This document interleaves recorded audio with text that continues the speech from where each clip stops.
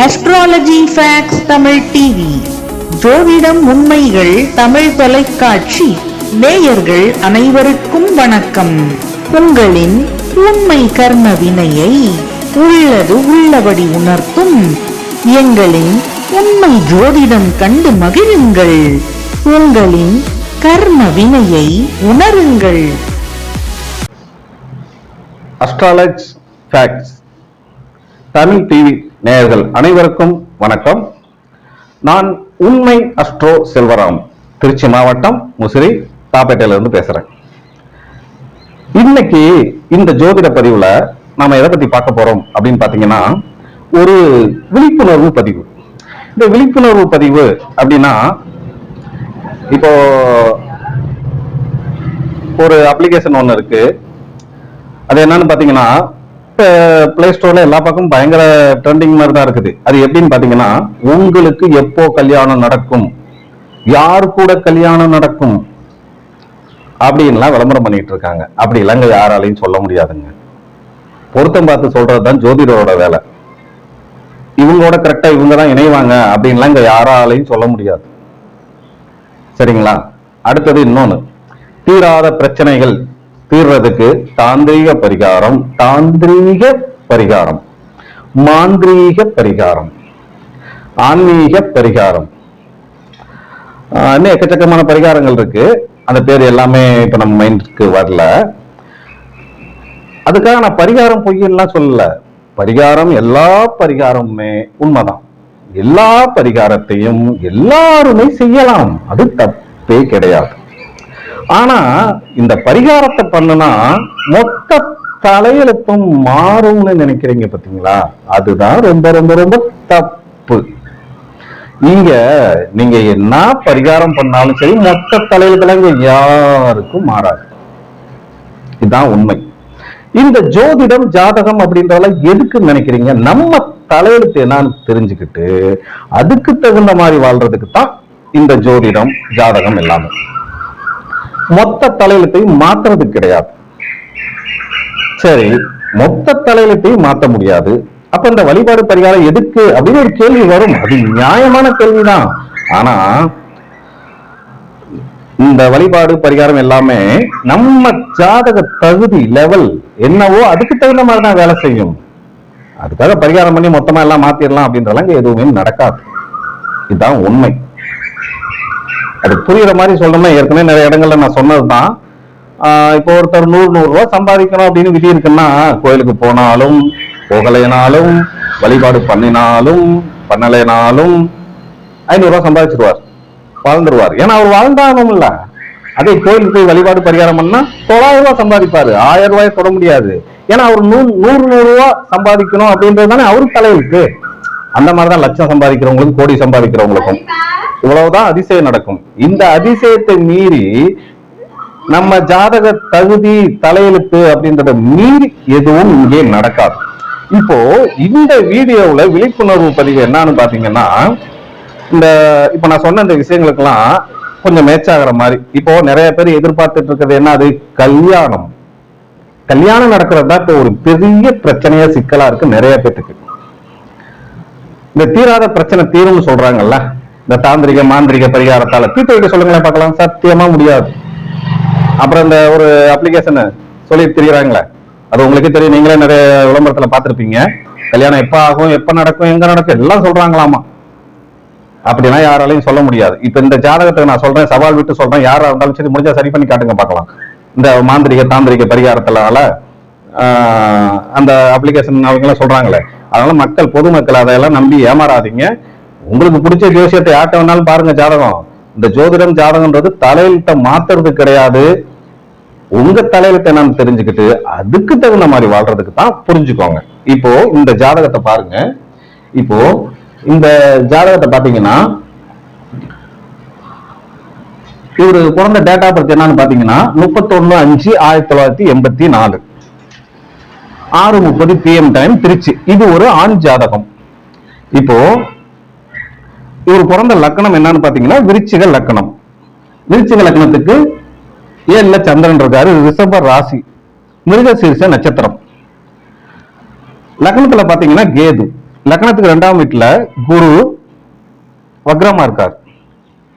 லக்னத்துக்கு 7ஆம் வீட்டுல பாத்தீங்கன்னா சுக்கிரன், சந்திரன், சூரியன், ராகு. லக்னத்துக்கு 6ஆம் வீட்டுல புதன். லக்னத்துக்கு 12ஆம் பாவகத்துல பாத்தீங்கன்னா செவ்வாய், சனி வக்ரமா இருக்காங்க. இந்த டேட்டா பர்த் சொல்லிட்டு நீங்களே கூட ஜாதகம் போட்டு பாத்துக்குங்க. இது நான் திருக்கணித பஞ்சாங்கப்படி தான் போட்டிருக்கேன். நான் திருக்கணிதம் தான் ஃபாலோ பண்றேன். யாராவது வாக்கியப்படி போட்டுட்டு கிரகம்லாம் மாறி இருக்குன்னு சொல்லாதீங்க. திருக்கணித பஞ்சாங்கப்படி போட்டால் இப்படித்தான் கிரக அமைப்பு வரும். இப்போ இவர் பிறந்தப்ப திசை இருப்பு என்ன அப்படின்னு பாத்தீங்கன்னா செவ்வாய் திசை இருப்பு 4 வருஷம் 8 மாசம். இப்போ என்ன திசை நடக்குது அப்படின்னு பாத்தீங்கன்னா சனி திசை, சனி புத்தி நடந்துட்டு இருக்கு. இப்போ இவருக்கு என்ன ப்ராப்ளம் பாத்தீங்கன்னா 84ல பிறந்திருக்காரு இல்லைங்களா, 40 வயசுக்கு மேல ஆகிருச்சு, இன்னும் கல்யாணம் ஆகல. இது ஒரு ஆண் ஜாதகம். ஏன் கல்யாணம் ஆகல?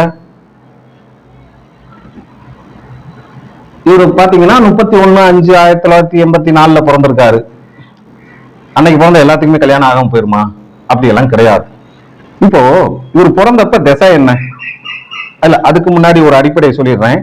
எந்த ஒரு ஜாதகமா இருந்தாலும் சரி, நீங்க எந்த லக்னத்துல பிறந்திருந்தாலும் சரி, லக்னத்துக்கு, அதாவது லக்னத்துக்கு 7ஆம் பாவகம், இந்த லக்னம் எந்த லக்னமா இருந்தாலும் சரி, இந்த லக்னத்துக்கு மட்டுமில்ல, லக்னத்துக்கு 7ஆம் பாவகத்துல சுக்கிரன், சந்திரன், செவ்வாய், சனி இந்த 4 கிரகமும் சம்பந்தப்பட்டுருச்சு அப்படின்னா அந்த ஜாதகருக்கு ஆணா இருந்தாலும் சரி அல்லது பெண்ணா இருந்தாலும் சரி இந்த ஜென்மத்துல கல்யாணம் கிடையாது. அப்படி தப்பி தவிர கல்யாணமே நடந்துருதுன்னு வைங்க, வேற ஏதோ ஒரு கிரக அமைப்புனால அந்த குழந்தை இருக்காது, அந்த கல்யாணம் இருக்க சந்தோஷமா இருக்காது. இதுதான் உண்மை. இப்ப இந்த தலைவிட்ட மாத்த முடியுமா? இது ஜாதகத்தோட அடிப்படையிலேயே வந்துருச்சு இந்த விஷயம், கல்யாணம் இல்லைன்ற மாதிரி. சரி, அடிப்படையில் அப்படி வந்தது. நம்ம சராசரி மனிதர்கள் தானே, நம்ம ஒண்ணும் இறைவன் கிடையாது. நம்மளே மீறி சில சக்திகள் இருக்கு பாத்தீங்களா, அதனால கல்யாணம் திசை புத்தி நடத்தி வைக்கலாம் இல்லையா, நடத்தி வச்சிருக்கணும்ல. நல்லா கவனிங்க. இவரு 84ல 31/5/1984 பிறந்திருக்காரு. பிறந்தப்ப செவ்வாய் திசை, மிருகசீரிஷ நட்சத்திரத்துல பிறந்ததுனால ஃபர்ஸ்ட் திசை செவ்வாய் திசை. இந்த செவ்வாய் திசை பாத்தீங்கன்னா 4 வருஷம் 8 மாசம், 5 வயசுன்னு வச்சுக்கோங்க. இப்போ செவ்வாய் திசை 5 வயசு. அடுத்தது என்ன திசை? ராகு திசை 18/5. ராகு திசை 18 வருஷம். 18/5 எவ்வளவு? 23. 23 வயசுக்கு அப்புறம் குரு திசை வந்துச்சு. சரி, அந்த 23 வயசுக்கு முன்னாடி கல்யாணம் பண்ணல, ஓகே. 23 வயசுக்கு அப்புறம் 16 வருஷம் குரு திசை தானே நடந்துச்சு, கல்யாணம் பண்ணி வச்சிருக்கணும்ல. குரு 2ல தானே இருக்காரு, குடும்பஸ்தானத்துல. அவர் பாத்தீங்கன்னா குரு இருக்கிற நட்சத்திரம் என்ன அப்படின்னு பாத்தீங்கன்னா 7ஆம் அதிபதி சுக்கிரன் நட்சத்திரத்துல 7, அதாவது விருச்சிக லக்னத்துக்கு 7, 12ஆம் அதிபதி யாரு? சுக்கிரன். இந்த சுக்கிரன் நட்சத்திரம் பூராடம் நட்சத்திரத்துல தான் குரு இருக்காரு. பூராடம் நட்சத்திரத்துல 2ஆம் பாதத்துல இருக்காரு குரு. பூராடம் நட்சத்திரம் 2ஆம் பாதத்துல குரு இருக்காரு. அதாவது குரு திசை 16 வருஷம் நடந்துச்சு. 7 லக்னத்துக்கு 7, 12ஆம் அதிபதி நட்சத்திரத்துல திசை நடத்தினாரு. அப்ப கல்யாணம் நடந்திருக்கணும்ல. 7ஆம் வீடு தான் நல்லா பலமா சம்பந்தப்பட்டுருச்சு, ஏன் கல்யாணம் நடக்கல? இதுல பாத்தீங்கன்னா குரு வக்ரம், சனி வக்ரம், செவ்வாய் வக்ரம். குரு திசையில கல்யாணம் நடக்கல. ஏன்னு பாத்தீங்கன்னா 7க்கு 8ஆம் வீடு 2ஆம் வீடு, அது ஒண்ணு. அடுத்தது இவர் நட்சத்திரம் வாங்கியிருக்கிறது எது? லக்னத்துக்கு, இந்த ஜாதகரோட லக்னத்துக்கு 7, 12. 7ஆம் வீடு தானே கணவன் அல்லது மனைவி. இதுக்கு 6ஆம் வீடா வந்துருது இல்ல இந்த துலாமு. அதுவும் ஒரு காரணம். பொதுவா ஜாதக அடிப்படையில கல்யாணம் இல்லைன்னு வந்துருச்சு. திசை புத்தியும் இந்த குரு திசையை செஞ்சு வைக்கல. இப்போ அடுத்தது சனி திசையாவது செஞ்சு வச்சிருக்கணும்ல. இப்போ சனி திசை, சனி புத்தி நடக்குது. 2023 ஆரம்பிச்சது சனி திசை. சனி பாத்தீங்கன்னா 7ஆம் வீட்டுல இருக்க ராகுடைய நட்சத்திரத்துல சுவாதி 4ஆம் பாதத்துல இருக்காரு. அப்ப கல்யாணம் பண்ணி வைக்கலாம்ல, ஏன் பண்ணி வைக்கல? நல்லா கவனிங்க. ஃபர்ஸ்ட் நான் என்ன சொன்னேன்? இந்த 7ஆம் வீட்டுக்கு சுக்கிரன், சந்திரன், செவ்வாய், சனி சம்பந்தம் பலமா வந்தா கல்யாணம் இல்லைன்ட்டேன். அது எப்படி சம்பந்தப்பட்டிருக்கு கவனிச்சு பாருங்க. சுக்கிரன், சந்திரன் இங்க இருக்கிறாங்க 7ஆம் வீட்டுல. இந்த 12ஆம் வீட்டுல இருக்க செவ்வாய் 8ஆம் பார்வையை லக்னத்துக்கு 7ஆம் வீட்டை பாக்குறாரு. இங்க இருக்கிற இந்த சந்திரன், இங்க இருக்கிற இந்த செவ்வாயோட நட்சத்திரத்துல இருக்காரு. இந்த 12ஆம் வீட்டுல இருக்கக்கூடிய சனி 7ல இருக்க ராகுடைய நட்சத்திரத்துல இருக்காரு. இப்போ இந்த 7ஆம் வீட்டுக்கு சுக்கிரன், சந்திரன், செவ்வாய் சனி சம்பந்தம் ஸ்ட்ராங்கா வந்துருச்சா? அடிப்படையிலே கல்யாணம் இல்லைன்னு தெரிஞ்சு போச்சா அந்த ஜாதகத்துக்கு? சரி, அடிப்படையில இல்ல, நமக்கு மீறி சில சக்திகள் இருக்கு இல்லைங்களா? அப்ப அந்த திசை பத்தி நடத்தி வைக்கணும்ல. குரு திசை நடத்தி வைக்கல, இப்ப சனி திசை நடந்துகிட்டு இருக்கு, 40 வயசுக்கு மேல ஆயிடுச்சு. இனிமேலாவது இந்த ஜாதகத்துக்கு கல்யாணம் நடக்குமா அப்படின்னு பார்த்தா நடக்க வாய்ப்பு இல்லை. ஏன் அப்படின்னு பாத்தீங்கன்னா, நல்லா கவனிங்க. முதல்ல ஒரு ஜாதகத்துல கல்யாணம் அப்படின்னு பாத்தீங்கன்னா எந்த ஒரு விஷயமும் ஒன்னோட ஒண்ணு கனெக்டிவிட்டி ஆகிதான் இந்த உலகத்துல செயல்பட்டு இருக்கு. இப்போ கல்யாணம் அப்படின்றது இதாகணும்னா, கல்யாணம் நடந்தா என்ன ஆகும்? குடும்பம்ன்றது ஒரு விஷயம் அமையும். அப்ப குடும்பஸ்தானம் ஓரளவு நல்லா இருந்தாதான் கல்யாணம்ன்றது நல்லா இருக்கும். இப்போ குடும்பஸ்தானம் 2ஆம் வீட்டுல 2ஆம் அதிபதி வக்ரமாயி 2லயே உட்கார்ந்துருக்காரு. அவரு 12ஆம் அதிபதி 7 12ஆம் அதிபதி நட்சத்திரத்துல உட்கார்ந்துருக்காரு. இன்னொன்னு சனி பகவான் பாத்தீங்கன்னா எந்த லக்னம் எங்க இருந்தாலும் சரி, அவர் 3ஆம் பார்வையா லக்னத்துக்கு எத்தனாம் வீட்டை பார்த்தாரோ அந்த வீட்டு பலன் பெருசா மைனஸ் ஆகும். இப்போ சனி உச்ச வக்ரமா இருந்து நீச்ச பலம் ஆயிட்டாரு. 3ஆம் பார்வையா லக்னத்துக்கு 2ஆம் வீட்டை பார்க்கறாரு. 2ஆம் வீட்டு டோட்டல் டேமேஜ், அவுட். குடும்பஸ்தானம் அவுட். இவர் பெருசான பணம் சம்பாதிச்சுலாம் ஒண்ணு சேர்க்க கிடையாது, சாதாரண ஒரு கூலி தொழில் தான் செஞ்சுட்டு இருக்காரு. அடுத்தது பாத்தீங்கன்னா இந்த 2ஆம் வீடு அவுட் ஆச்சுங்களா? இப்ப அடுத்தது 7ஆம் வீடு. இப்போ நல்லா கவனிங்க, 7க்கு 6ல இருந்து நல்லா கவனிங்க. குரு திசை 7க்கு 6ஆம் அதிபதி, 7ஆம் அதிபதி இந்த 7க்கு 6ஆம் அதிபதி நட்சத்திரத்துல இருந்து திசை நடத்தினப்பவே கல்யாணம் நடக்கல. இப்போ 7க்கு 6லயே இருந்து திசை நடத்துறாரு சனி பகவான். எப்படி கல்யாணம் நடக்கும்? இவரு ராகு நட்சத்திரத்துல இருக்காரு. என்னுடைய கணிப்புப்படி இப்ப 40 வயசுக்கு மேலாச்சு, இது வரைக்கும் இந்த ஜாதகத்துக்கு கல்யாணம் ஆகலை. இப்ப நான் சொன்ன இந்த காரணங்களால இந்த ஜாதகத்துக்கு இந்த ஜென்மத்துல கல்யாணம் இல்லை. இதுதான் உண்மை. அப்படி தப்பித்தவே நடந்தாலும் கண்டிப்பா நான் பதிவு போடுவேன், சொல்லுவேன், சொல்லாமலாம் இருக்க மாட்டேன். அதனால இந்த ஜாதகத்துக்கு இந்த ஜென்மத்துல கல்யாணம் இல்லை. அப்ப இந்த ஜோதிடம் ஜாதகம் எதுக்கு? நம்ம தலையெழுத்து என்ன தெரிஞ்சுக்கிட்டாச்சு. இப்ப இது யாரு ஜாதகமோ அவர் தலையெழுத்து அவர் என்ன தெரிஞ்சுக்கிட்டாரு. அதுக்கு தகுந்த மாதிரி இருக்கிறவருக்கு சந்தோஷமா இருந்துட்டு வாழ்ந்துட்டு போக வேண்டியதானே. அதை விட்டுக்கிட்டு இந்த பரிகாரம் பண்ணா 48 நாள்ல கல்யாணம் நடக்கும், அந்த பரிகாரம் பண்ணா 50 நாள்ல கல்யாணம் நடக்கும், இன்னொரு பரிகாரம் பண்ணா 3 மாசத்துல கல்யாணம் நடக்கும் அப்படின்னு பரிகாரம் பண்றதுனால இங்க எதுவுமே மாறாது. இந்த ஜாதகத்துல பாருங்களேன், எந்த ஒரு ஜாதகமா இருந்தாலும் 1, 5, 9 ரொம்ப முக்கியம் இல்லையா? 1ஆம் அதிபதி 12ல போய் இருந்துட்டாரு. அதுக்காக எல்லா லக்கணத்துக்கும் லக்னாதிபதி 12ல இருந்தா மோசம்னு சொல்லிட முடியாது. ஆனால் இந்த விருச்சிக லக்கணத்துக்கு நல்லா கவனிச்சு பாருங்க, 12ல வக்ரம் ஆயிட்டாரு. அது சனியோட சேர்ந்து இருந்து. 5ஆம் அதிபதி வக்ரம் ஆயிட்டாரு 2ல, சனியோட பார்வையில இருக்காரு. 9ஆம் அதிபதி உச்சமாவே ஆனாலும் அவருடைய சாராதிபதி வக்ரம் ஆயிட்டாரு. 1 6ஆம் அதிபதி நட்சத்திரத்துலதான் சந்திரன் இருக்காரு. எந்த ஒரு ஜாதகமா இருந்தாலும் லக்னாதிபதி 1, 9, 10ஆம் அதிபதிகள் ஓரளவு சாதகமா இருந்தாதான் நல்லா இருக்கும். இதுல 9, 10ஆம் அதிபதி சாதகமாவே இருந்துட்டாலும் லக்னாதிபதி ஓரளவு சாதகமா இருந்தாலும் அவரு எதையுமே அனுபவிக்க முடியும் வாழ்க்கையில, இல்லைன்னா அனுபவிக்க முடியாது. இவருக்கு லக்னாதிபதி 12ல போனது மிகப்பெரிய ஒரு மைனஸ். இன்னொன்னு, இந்த 9ஆம் அதிபதி என்னடா இப்ப பாத்தீங்கன்னா இந்த ஜாதகத்துல நல்லா கவனிங்க. 9ஆம் அதிபதி யாரு? சந்திரன். 10ஆம் அதிபதி யாரு? சூரியன். 2 பேரும் சேர்ந்து இருக்கிறாங்க. இதுக்கு பேர் என்ன? தர்ம கர்மாதிபதி யோகம். இருக்கிற பல விதமான யோகங்கள்லயே நல்லா சூப்பரா ஒரு பலன் கொடுக்கக்கூடிய யோகம்னா அது தர்ம கர்மாதிபதி யோகம் தான். மற்ற யோகம் கூட வேலை செய்தோ இல்லையோ நமக்கு நன்மை தருமோ தராவதான இந்த தர்ம கர்மாதிபதி யோகம் நல்ல செம்மையா நல்லது செய்யும். ஆனா இந்த ஜாதகத்துக்கு நல்லது செஞ்சுதா அப்படின்னு பாத்தீங்கன்னா இல்ல. அதுக்கு என்ன காரணம்? லக்னம் புள்ளி லக்னாதிபதி முதல்ல ஒரு ஜாதகத்துல நல்லா இருக்கணும். அப்பதான் அந்த யோகம் கிடைச்சதுக்கான ஒரு பலன் அப்படின்றது இருக்கும். லக்னம் வாங்கின புள்ளி பாருங்களேன், 8ஆம் அதிபதி புதனுடைய 8, 11ஆம் அதிபதி புதனுடைய நட்சத்திரத்துல, அந்த சாராதி கேட்டை நட்சத்திரத்துல லக்ன புள்ளி இருக்கு. அந்த சாராதிபதி புதன் என்ன ஆயிட்டார்? லக்னத்துக்கு 6ல இருந்துட்டார்.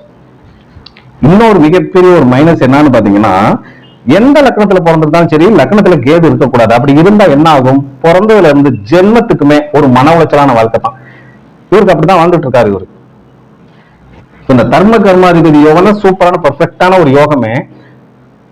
அந்த யோகம் இருந்தும் கூட ஒரு வாழ்க்கையில இன்னும் பெருசா ஒண்ணும் வரல, வரவும் முடியாது. ஏன்னா இப்போ சனியோட திசை தான் நடந்துட்டு இருக்கு. சனி திசை 4வது திசை அவ்வளவு நல்லா தான் இருக்கணும். ஆனா ஒரு உச்ச வீட்டுல இருந்து வக்கரம் ஆயிட்டாரு, நீச்ச பலம் ஆயிட்டாரு. அவர் ராகு நட்சத்திரத்துல இருக்காரு. இந்த சனி ராகு காம்பினேஷன் சம்பந்தப்படுறது அவ்வளவு சிறப்பே கிடையாது எந்த ஒரு ஜாதகமா இருந்தாலும் சரி. சனி தொழில்காரகன். ஒருத்தருக்கு தொழில் ஓரளவாவது நல்லா இருக்கணும் அப்படின்னா அந்த சனி பகவான் முதல்ல ஒரு ஜாதகத்துல கொஞ்சமாவது நல்லா இருக்கணும். இந்த சனி பகவான் சரியில்லைன்னா தொழில் இது பெருசாலும் ஜெயிக்க முடியாது. சரி, சனி பகவான் தான் சரியில்லை, லக்னத்துக்கு 10ஆம் அதிபதி நல்லா இருக்கணும்ல. லக்னத்துக்கு 10ஆம் அதிபதி 7ல இருக்காரு. ஆனா 7ல வந்து 10ஆம் அதிபதி 7ல இருக்கிறது நல்லது, நல்லா புரிஞ்சுக்கோங்க. ஆனா அது சூரியனாகி 7ல இருக்கிறது டோட்டல் மைனஸ். இன்னொன்னு, கல்யாணம்ன்ற ஒரு விஷயத்த கவனிச்சீங்கன்னா எந்த லக்னமா இருந்தாலும் சரி 7ஆம் அதிபதி சூரியனோட சேர்ந்து இருக்க கூடாது, அல்லது 7ஆம் வீட்டுல சூரியன் இருக்கக்கூடாதுங்க. அப்படி இருந்தால் அந்த கல்யாண வாழ்க்கை நல்லா இருக்காது. இந்த ஜாதகத்துல பாருங்க, 7ஆம் அதிபதி சுக்கிரனும் சூரியனும் ஒரே நட்சத்திரத்துல ரோகிணி நட்சத்திரத்துல இருக்காங்க. பக்கத்து பக்கத்திலேயே சுக்கிரன் 1ஆம் பாதம், ரோகிணி 1ஆம் பாதம், சூரியன் பாத்தீங்கன்னா ரோகிணி 3ஆம் பாதத்துல இருக்கார். கல்யாண வாழ்க்கை இங்கே டவுன் ஆச்சு, அவுட் ஆகி போச்சா? இப்போ இதுல தர்ம கர்மாதிபதியாவும் பெருசா ஒண்ணு வேலை செய்யல, பெரிய அளவுல ஒரு சாதிக்க முடியல, வர முடியல, வரல. இன்னொன்னு கவனிங்க, லக்னம் வாங்கின சாரநாதன் 6ல போய் உட்காந்துட்டாரு. இன்னொன்னு, இந்த 6ஆம் அதிபதி தான் உழைப்பு. தர்ம கர்மாதிபதி யோகம் இருந்துட்டா மட்டும் அது வேலை செஞ்சிடாது. மற்ற ஸ்தானங்கள், இப்போ 3ஆம் வீடு அடிமை தொழில், 6ஆம் வீடு உத்தியோகம், 10ஆம் வீடு சுய தொழில், இதெல்லாம் இந்த ஸ்தானாதிபதிகள் நல்லா இருந்தா தான் தர்ம கர்மாதிபதி யோகம்ன்றது நல்லா இருக்கும். இன்னொன்னு, இந்த ஜாதகர் நல்லா கவனிங்க, இப்படியெல்லாம் இருந்தும் கூட இவர் வந்து வாழ்ந்துட்டு இருக்காரு, ஏதோ ஒரு கூலி வேலை பார்த்துக்கிட்டு சம்பாதிச்சு வாழ்ந்துட்டு இருக்காருன்னா அதுக்குத்தான் இந்த ஜாதகத்துல இந்த தர்ம கர்மாதிபதி யோகம் வேலை செய்யுது. மற்றபடி பெரிய லெவல்ல கொண்டு போறதுக்கு கிடையாது. ஏன்னா இந்த ஜாதகத்துல பாருங்க, லக்னமும் அவுட்டு, லக்னத்துல கேது அது உச்சமா இருந்துட்டாரு, லக்னாதிபதி 12ல வக்ரமாயிட்டார் சனியோட சேர்ந்து இருந்து, லக்னாதிபதி அவுட்டு. அப்ப இந்த ஜாதகர் வாழ்ந்தாகணும், ஆயுள் நல்லா இருக்கு. ஏன்னா 3ஆம் அதிபதி 12ல போயிட்டாலும் ஆயுள் நல்லா இருக்காதுன்னு அர்த்தம் கிடையாது. ஏன்னா 3ஆம் அதிபதியும் லக்னத்துக்கு 8ஆம் அதிபதியும் ஒருத்தருக்கு ஒருத்தர் பார்த்துக்கிறாங்க. இப்போ ஆயுள் ஸ்ட்ராங்கா இருக்கு. 3, 8 ஒரு ஜாதகத்துல சம்பந்தப்பட்டாலே ஆயுள் நல்லா இருக்கும். ஆயுள் நல்லா இருக்கு, இவர் வாழ்ந்தாகணும்ல. ஆனா பெருசா சாதிச்சு வாழ முடியாது. ஆனா அந்த ஆயுள் முடிகிற வரைக்கும் வாழ வைக்கிறதுக்கு உதவி செய்யறதுக்கு தான் இந்த ஜாதகத்துல தர்ம கர்மாதிபதி யோகம் வேலை செய்யுது. அதுக்காக தர்ம கர்மாதிபதி யோகம் வேற அந்த யோகம் இந்த யோகம் எந்த யோகம் இருந்துட்டாலுமே எல்லாத்துக்குமே பெரிய அளவுல டாப்ல எல்லாம் கொண்டு போயிடாது. லக்னம், லக்னப்புள்ளி, லக்னாதிபதி நல்லா இருந்தா தான் மற்ற யோகங்கள் ரொம்ப சிறப்பாக வேலை செய்யும். அப்படி இந்த லக்னம், லக்னப்புள்ளி, லக்னாதிபதி சரியில்லாத பட்சத்தில் இந்த யோகம்லாம் அந்த ஜாதகர் உயிர் வாழ வைக்கிறதுக்காக மட்டும்தான் பயன்படும். இப்போ இந்த ஜாதகத்துல நான் உங்களுக்கு சொன்னேன், என்ன சொல்லியிருக்கேன், கல்யாணம் ஆகாதது காரணத்தை சொல்லிட்டேன். இப்போ இந்த ஒரு அப்ளிகேஷன் சொன்னேன் பார்த்தீங்களா, அதுல வந்து பண்ணிட்டு இருக்காங்கல்ல, கல்யாணம் எப்ப நடக்கும், யாரோட நடக்கும், என்னைக்கு நடக்கும், எந்த மாசத்துல நடக்கும், இதெல்லாம் கரெக்டா சொல்றாங்களாமா. அப்படியெல்லாம் யாராலையும் சொல்ல முடியாதுங்க, நம்புங்க. இப்போ என்கிட்ட கேட்டா நான் என்ன சொல்லுவேன், ஒரு 3 காலகட்டம் எடுத்து கொடுப்பேன், அதுல ஏதோ ஒரு காலகட்டத்தில் கண்டிப்பா நடக்கும். இவ்வளவுதான் ஒரு ஜோசியரால பண்ண முடியும், தான் உண்மை. ஒரே ஒரு காலகட்டம் மட்டும் எடுத்து கொடுத்து அந்த ஒரே காலகட்டத்தில் கல்யாணம் நடக்கணும் அப்படின்னா அதுக்கு பிரம்மன் தான் நேரில் வந்து சொல்லணும், நம்ம தலையில் தெரியுதுன்னு பிரம்மன். அப்படிலாம் யாராவது சொல்ல முடியுமா? யாராலையும் சொல்ல முடியாது, அதான் உண்மை. அப்புறம் அந்த பரிகாரம் இந்த பரிகாரம், தீராத பிரச்சனை தீர்றதுக்கு தாந்திரிக பரிகாரம், மாந்திரிக பரிகாரம், அந்த பரிகாரம் இந்த பரிகாரம் சொல்லி ஏன் நீங்க உங்க பணத்தை இழக்கிறீங்க? ஏமாறாதீங்க யாரும். நீங்க எந்த வழிபாடு பரிகாரம் எது செஞ்சாலுமே செய்யலைனாலுமே உங்க ஜாதக விதி தலையெழுத்துப்படி உங்களுக்கு என்ன இருக்கோ அது நடக்கும், நடந்தே தீரும். அதெல்லாம் யாராலையும் மாற்ற முடியாது. அதை நீங்க தெரிஞ்சுக்கிறீங்க முன்னாடியே ஜாதகத்தை பார்த்து, அவ்வளவுதான் வித்தியாசம். சரிங்களா? அதனால நீங்க வழிபாடு பரிகாரம் எல்லாமே பண்ணுங்க. நான் எந்த வழிபாடும் பரிகாரத்துக்கு எதிரானவெல்லாம் கிடையாது, எதையுமே நான் பண்ண வேணாம்னு சொல்லலை, எல்லாமே செய்யுங்க.